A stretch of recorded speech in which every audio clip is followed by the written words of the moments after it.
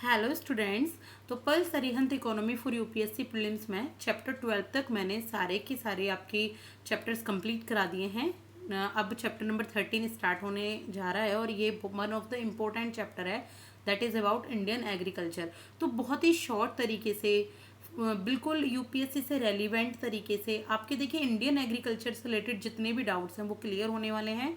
बहुत ही कंसाइज वे में इस बुक में दिया हुआ है, सिर्फ और सिर्फ यूपीएससी पर्पस के हिसाब से। ऐसा नहीं है कि बहुत बल्क में सारा कुछ दिया हुआ है, तो इजीली आपका रिवीजन भी हो जाएगा और आपके कॉन्सेप्ट भी इजीली समझ में आपको आ जाएंगे अगर आप स्टार्टिंग कर रहे हैं या फिर आप 2024 का ही देने वाले हैं एग्जाम। तो चलिए स्टार्ट करते हैं इंडियन एग्रीकल्चर। तो फर्स्टली एज यूजुअल जैसे मैं आपको इंट्रोडक्शन देती हूँ, तो हम इसमें क्या क्या पढ़ेंगे। देखिए इसमें हम पढ़ेंगे ओवरव्यू के बारे में एग्रीकल्चर के, and after it decoding Indian agriculture को डिकोड किया जाएगा। फार्म क्रेडिट क्या है, इरिगेशन क्या है, फार्म मैकेनाइजेशन क्या है, एग्रीकल्चरल इंश्योरेंस क्या होता है, फर्टिलाइजर सेक्टर क्या होते हैं।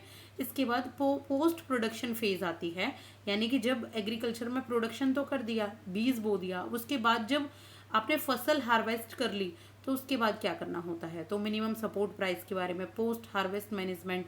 और मिनिमम सपोर्ट प्राइस तो बहुत इंपॉर्टेंट है, यू नो वेरी वेल कि अभी पंजाब में जो किसानों ने आंदोलन किया है तो वो पूरा एमएसपी के ऊपर था। तो इससे तो बिल्कुल यूपीएससी में क्वेश्चन पूछा ही जाएगा एग्रीकल्चरल मार्केटिंग के बारे में और एग्रीकल्चरल एक्सपोर्ट्स के बारे में। और इसके बाद हम पढ़ेंगे टेक्नोलॉजी क्या क्या यूज़ होती है एग्रीकल्चर में, and after it dairy sector, और इसके बाद हॉर्टिकल्चर सेक्टर। तो इस तरीके से हम इंडियन एग्रीकल्चर को रीड करेंगे। और हम चलिए इंडियन एग्रीकल्चर में अब स्टार्ट कर देते हैं इसका ओवरव्यू।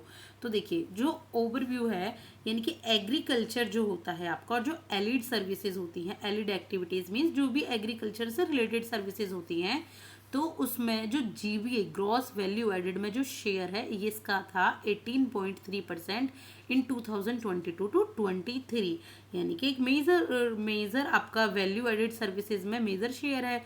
तो इनमें कौन कौन सी एक्टिविटीज़ हैं, एलिड एक्टिविटीज़, ये हैं live stock sector, fisheries sector जो भी आप पशुपालन करते हैं, मछली पालन करते हैं, हॉर्टिकल्चर यानी कि जो भी आप अपने खेत में कुछ बोते हैं, सेरिकल्चर। तो ये हैं सब आपकी क्या एलिड एक्टिविटीज़। क्रॉप सेक्टर क्या होता है, देखिए crop sector is the major contributor, यानी कि जो फसल उगाते हैं वो मेजर कंट्रीब्यूटर है, कितना मोर देन 50%। इसके बाद लाइव स्टॉक, फिर फॉरेस्ट्री और फिर फिशिंग आती है। लाइव स्टॉक मीन्स जैसे ये आप एनिमल्स को पालते हैं, फिर उनका जो डेयरी प्रोडक्ट्स वगैरह ये यूज़ करते हैं, तो ये सब कुछ। तो ये इकोनॉमिक सर्वे अगर 2022 का 23 से देखें तो ये आपका लाइव स्टॉक का है डार्क कलर में।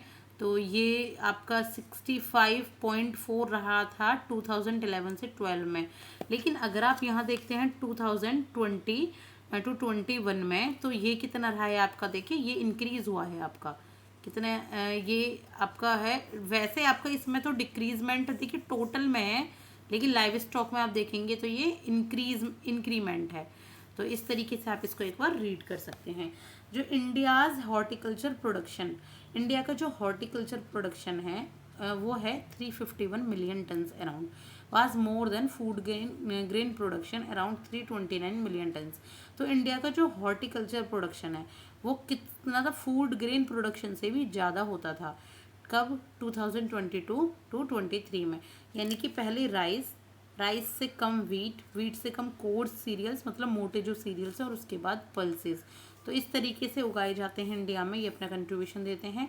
इंडियन जो एग्रीकल्चर है उसने विटनेस किया है, यानी कि वो गवाह है बहुत सारे रिवॉल्यूशंस का सिंस इंडिपेंडेंस से, यानी कि जब से आज़ादी मिली है इंडिपेंडेंस के बाद काफ़ी सारे रिवॉल्यूशन, काफ़ी सारे चेंजेस हुए हैं एग्रीकल्चर में। तो देखेंगे क्या क्या है वो चेंजेस हैं। तो हम रिवॉल्यूशन है दैट इज़ ग्रीन रिवॉल्यूशन। तो ग्रीन रिवॉल्यूशन सीरियल प्रोडक्शन के लिए देखो लाया गया, वी नो वेरी वेल की राइस वीट, इसमें ग्रीन रिवॉल्यूशन लाया गया जिससे कि यील्ड बढ़ जाती थी, HYV जिसको हम कहते हैं, और ग्लोबल रैंकिंग में फर्स्ट है इंडिया इसमें। वाइट रिवॉल्यूशन में मिल्क प्रोडक्शन के लिए आया वाइट रिवॉल्यूशन, इसमें भी इंडिया का स्थान क्या है, फर्स्ट। ब्लू रिवॉल्यूशन में फिशरीज प्रोडक्शन के लिए है ब्लू रिवॉल्यूशन, यानी कि फिशरीज प्रोडक्शन को डेवलप करने के लिए इंडिया थर्ड है after China. Gene revolution cotton production के लिए आया gene revolution, India is second after China. Yellow revolution किसके लिए, ऑयल सीड्स के लिए, जैसे मस्टर्ड सीड्स होते हैं, सूरजमुखी, तो इन सब के प्रोडक्शन के लिए, और इंडिया है इसमें fourth after US, China and Brazil. Golden revolution किसके लिए है? हॉर्टिकल्चर प्रोडक्शन के लिए, और इसमें सेकंड है आफ्टर चाइना।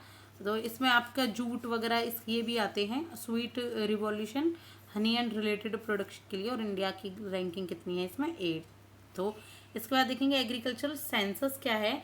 देखिए ये एक स्टैटिस्टिकल ऑपरेशंस है, यानी कि इसमें जो भी आपने डेटा कलेक्ट किया है, प्रोसेस किया है, और डेटा को डिसेमिनेट मतलब डेटा को जो बताया है, जो एक एक परतें उसकी बताई हैं एग्रीकल्चर के बारे में, तो ये किसके, ये एग्रीकल्चर सेंसस इसके बारे में बताता है। जो भी एग्रीकल्चर आपका प्रोडक्शन हुआ है, कलेक्ट हुआ है, प्रोसेस हुआ है, बिका है नहीं बिका है, वो सारा एग्रीकल्चर सेंसस में आता है। जैसे पॉपुलेशन सेंसस होता है ना, इसी तरीके से कितनी जनता बढ़ी है, कितनी घटी है, कितना कुछ जेंडर कितना चल रहा है, सेक्स रेशियो कितना है, तो इसी तरीके से एग्रीकल्चर सेंसस होता है। तो ये लॉन्च कब हुआ? लॉन्च हुआ ये सिंस 1970-71 में, और कंडक्ट किया जाता है ये एवरी 5 ईयर्स में, यानी कि हर 5 साल में एग्रीकल्चर सेंसस होता है। पॉपुलेशन सेंसस 10 ईयर्स में होता है, और अब की बार तो देखो हुआ नहीं है कोविड की वजह से, देखते हैं कब होता है। India has conducted 10 agriculture census so far and 11 census were launch. तो 10 अब तक इंडिया में हो चुके हैं एग्रीकल्चर सेंसस, और अब कौन सा लॉन्च हुआ था 2021-22 में? 11th। और ऑर्गेनाइज किसकी द्वारा किया जाता है? Department of department of agriculture के द्वारा, and farmers welfare under the ministry कौन सी है? Agriculture. First time data collection for agriculture census smartphone और टैबलेट पर कंडक्ट किया जाएगा, you know very well digital world है भाई, और 5G है आपका। इसके बाद फाइंडिंग 10th एग्रीकल्चरल सेंसस की जो फाइंडिंग है वो किस तरीके से है 2015-16 में, क्या क्या है लिखा था इसमें, तो हम चलिए जानते हैं, क्योंकि अभी तो आया नहीं है 11th का, तो हम 2015-16 को पढ़ते हैं। जो टोटल नंबर है ऑपरेशन लैंड होल्डिंग का, वो इंक्रीज हुआ था 146.45, यानी कि जो लैंड होल्डिंग ऑपरेशन मतलब जिस पर एग्रीकल्चर किया जा रहा है, तो इंक्रीज हुई थी ये 146.45 मिलियन। कब? 2015-16 में। टोटल जो ऑपरेटेड एरिया है कंट्री में वो डिक्रीज हुआ 157.82 मिलियन हेक्टेयर, यानी कि लोगों ने अपने घर वगैरह बना लिए, ज़मीन बेच दी, या कुछ और इंफ्रास्ट्रक्चर डेवलपमेंट हो गया उन पर। हाईएस्ट नंबर जो है ऑपरेशनल होल्डर्स का वो यूपी में है, और उसके बाद बिहार में है, यानी कि लोग जितने भी एग्रीकल्चर का यूज़ करते हैं, होल्डर हैं लैंड के, वो मोस्टली यूपी में है। राजस्थान हाईएस्ट ऑपरेटेड एरिया है, एरिया वाइज हम कहें तो हाईएस्ट सबसे ज़्यादा राजस्थान है, उसके बाद महाराष्ट्र में यूज़ की जाती है ज़मीन। इसके बाद जो एवरेज साइज़ है ऑपरेशन लैंड होल्डिंग का वो डिक्लाइन हुआ 1.08 हेक्टेयर। और इसके बाद देखिए परसेंटेज शेयर जो है फीमेल ऑपरेशन लैंड होल्डर्स का वो इंक्रीज हुआ 13.96% फीमेल ऑपरेशन शेयर होल्डर्स का, तो इंक्रीज हुआ है, मतलब औरतों को भी ज़मीन मिलने लगी है। जो स्मॉल एंड मार्जिनल फार्मर्स हैं 0 to 2 हेक्टेयर्स, वो कंस्टिट्यूट करते हैं 86% ऑफ द टोटल होल्डिंग, यानी कि जितने भी छोटे किसान होते हैं ना, छोटे या मीडियम किसान, वो 86% होल्डिंग कॉन्स्टिट्यूट करते हैं, यानी कि उनके पास 86% होल्डिंग होती है एग्रीकल्चर की। चलिए ओवरव्यू है और इंट्रोडक्शन एग्रीकल्चर का। नेक्स्ट मैं डिकोड करूंगी इंडियन एग्रीकल्चर को, प्रोडक्शन फेज और पोस्ट प्रोडक्शन फेज के बारे में, तो ये हम जानते हैं नेक्स्ट वीडियो में। तो thank you so much, like कीजिएगा एंड सब्सक्राइब कीजिएगा, थैंक यू।